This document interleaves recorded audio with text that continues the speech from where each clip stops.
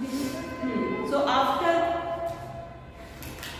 damping of seedling, we will discuss about white rust of crucifer.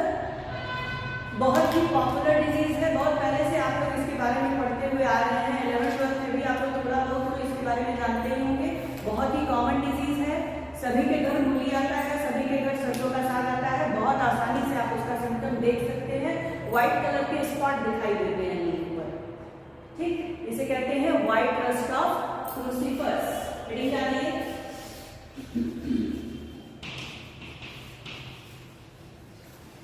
White rust of cruciferous. Cruciferous लगा हुआ है, कहने का मतलब है कि जो क्रूसीफेरी फैमिली के मेंबर होते हैं उसमें आपको दिखाई देगा क्या, ये white rust disease. And it is, लिखते भी चलिए, it is very destructive disease of the family Cruciferae. Cruciferae family के मेंबर्स में आपको व्हाइट रस्ट डिजीज बहुत आसानी से दिखेगा। क्रूसीफेरी के कुछ मेंबर्स हैं जैसे कि मस्टर्ड,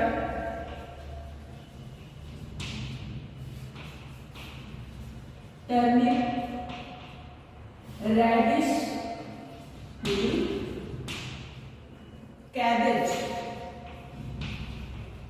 तो ये कुछ प्लांट्स हैं जिसमें आपको व्हाइट रस्ट डिजीज आसानी से दिखाई देगा। बॉटनिकल नेम चलिए बताइए, मस्टर्ड का बॉटनिकल नेम बताइए, मस्टर्ड का बॉटनिकल नेम बताओ हमें।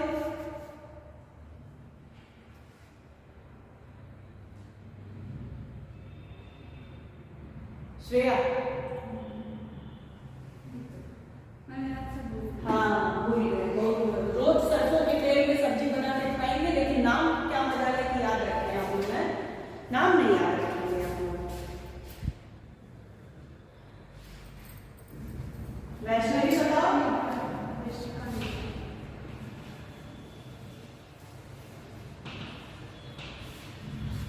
खाली ब्रेसिका बोलने से काम नहीं चलेगा, ब्रेसिका कैम्पेस्ट्रिस। ठीक, ये है मस्टर्ड का। अब बाकी आप लोगों का होमवर्क है टर्निप, रेडिश और कैबेज का, कल पूछेंगे सबसे, सब लोग याद करके बैठिएगा पहले से। तो white rust of cruciferous occurs throughout India, India में हर जगह पाया जाता है। Very common disease. Now come to the symptom parts. देखिए, सिम्टम, इस डिजीज का सिम्टम बहुत इंपॉर्टेंट है, बहुत सारे क्वेश्चन इससे बनते हैं, क्योंकि इस डिजीज के जो सिम्टम्स हैं वहां पर आपको डिफरेंट टाइप्स की एब्नॉर्मलिटी दिखेगी। अभी तक जो आप पढ़ रहे थे, एक या दो सिम्टम पढ़ रहे थे, लेकिन क्रूसीफेरी फैमिली में जब व्हाइट रस्ट डिजीज होता है तो आपको डिजीज का जो सिम्टम है वो आपके हर पार्ट पर आपको दिखाई देगा उसका प्रभाव। ठीक है, ठीक, और हर जगह अलग अलग टाइप की एब्नॉर्मलिटी भी दिखेगी। तो इसलिए इसको थोड़ा हम लोग डिटेल में पढ़ेंगे। हेडिंग डालिए, सिम्टम्स। सिम्टम्स हेडिंग डालिए।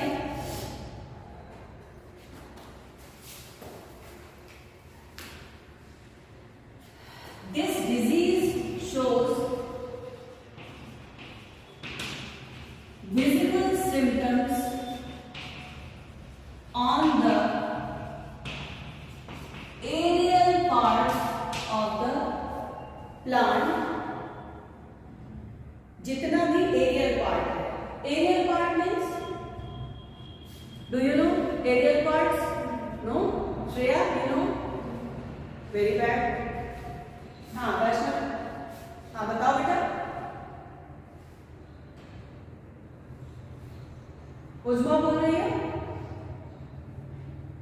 बाहरी भाग, बाहरी भाग मतलब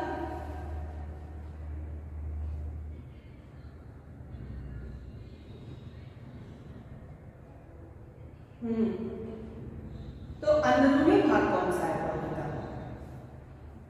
जैसे बीज, जैसे बीज है तो बीज तो फल के अंदर है, सीड तो फ्रूट के अंदर पाया जाता है, तो क्या बीज क्या एरियल पार्ट नहीं? हाँ देखो, समझ लो थोड़ा सा लोग, ये देखो ये सॉइल का लेवल है, ठीक है, ये प्लांट है और ये इसकी रूट है, हम मान लेंगे, ठीक। ये प्लांट है, प्लांट में लीफ पाई जाएगी, फ्लावर पाया जाएगा, फ्रूट पाया जाएगा, ब्रांचेस पाए जाएंगे, ठीक। ये पोर्शन ग्राउंड के ऊपर वाला portion is known as aerial and this portion is known as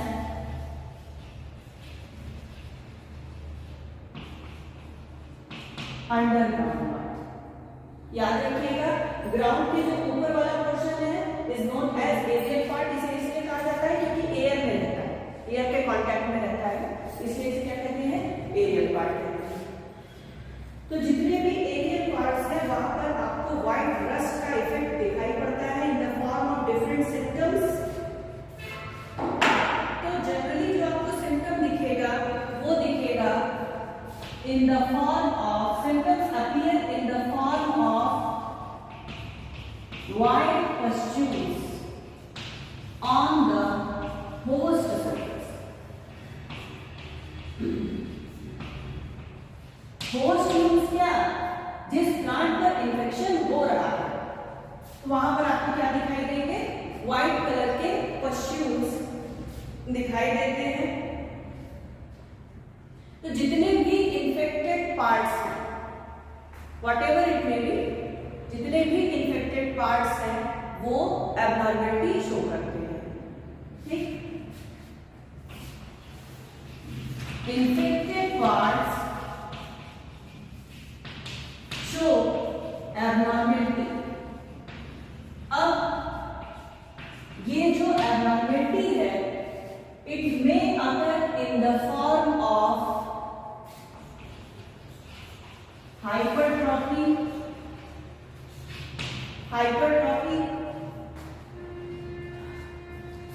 fleshiness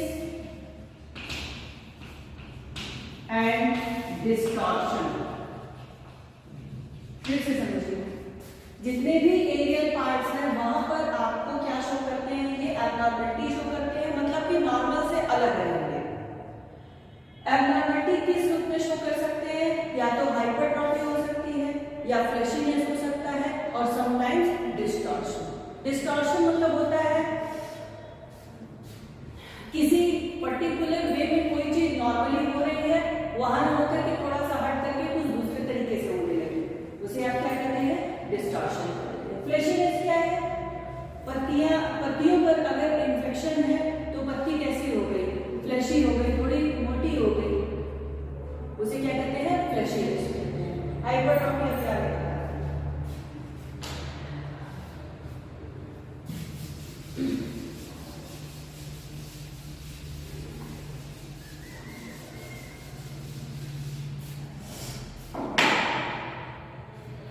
देखिए, जो इन्फेक्टेड लीव्स हैं, इन्फेक्टेड लीव्स बिकम ड्वार्फ। क्या हो जाएंगी? ड्वार्फ हो जाएंगी,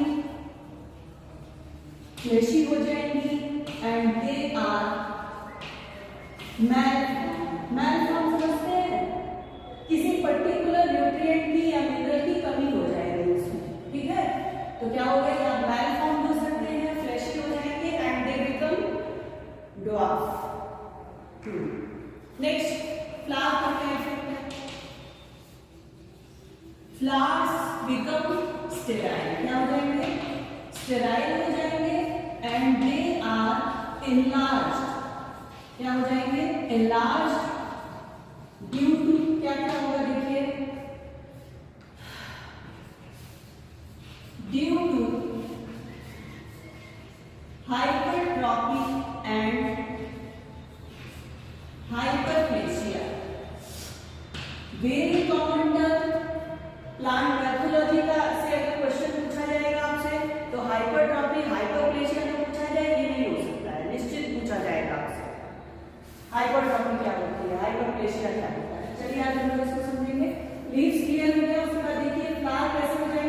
स्टेराइल हो जाएंगे।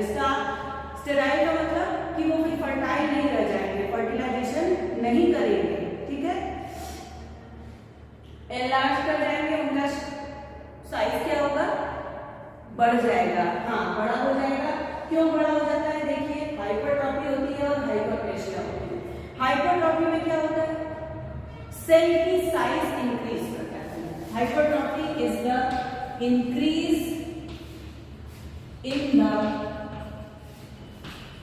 सेल साइज, सेल की साइज क्या होगी, बढ़ जाएगी। हाइपरप्लेशिया में क्या होता है, increase in the number of cells. Number of cells, एक में 5 सेल बनते हैं हाइपरप्लेशिया, एक ही सेल थी, छोटी थी, बड़ी हो हाइपरट्रॉफी। समझ में आया? तो flowers sterile, enlarge due to hypertrophy and hyperplasia.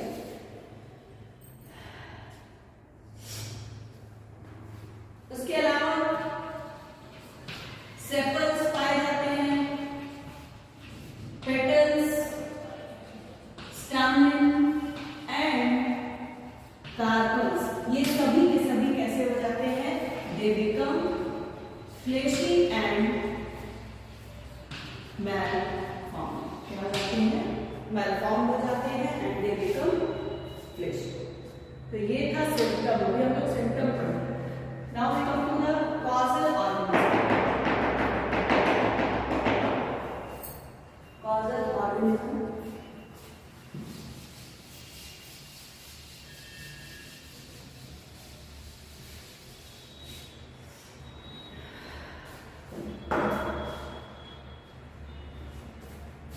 Heading डालिए,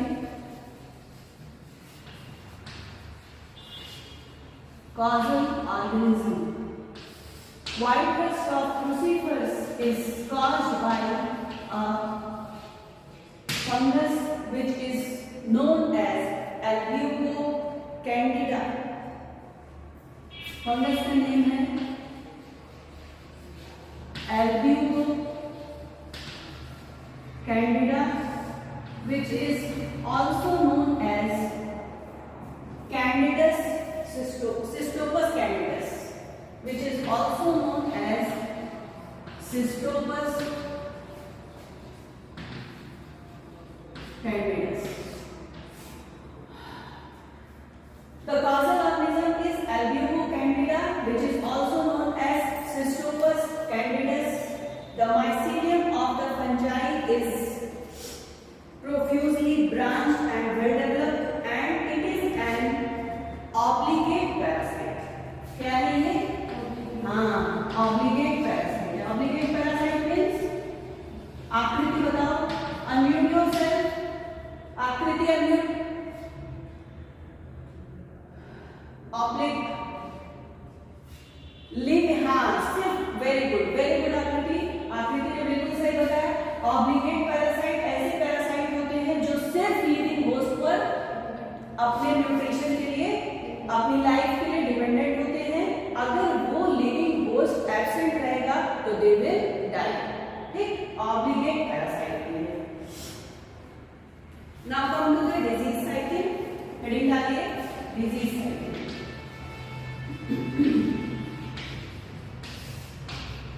white rust of crucifer is a soil borne disease. क्या है ये? Soil borne disease.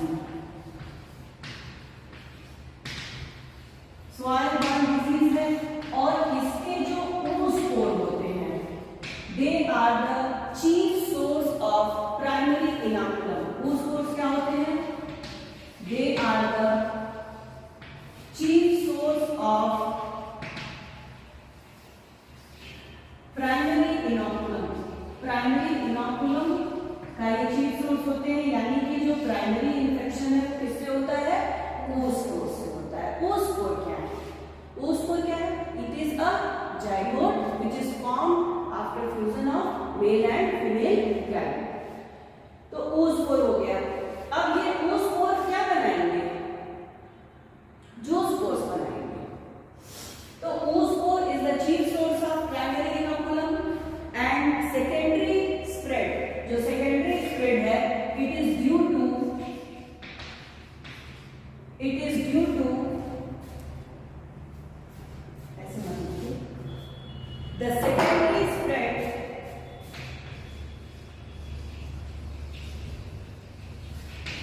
Secondary spread is due to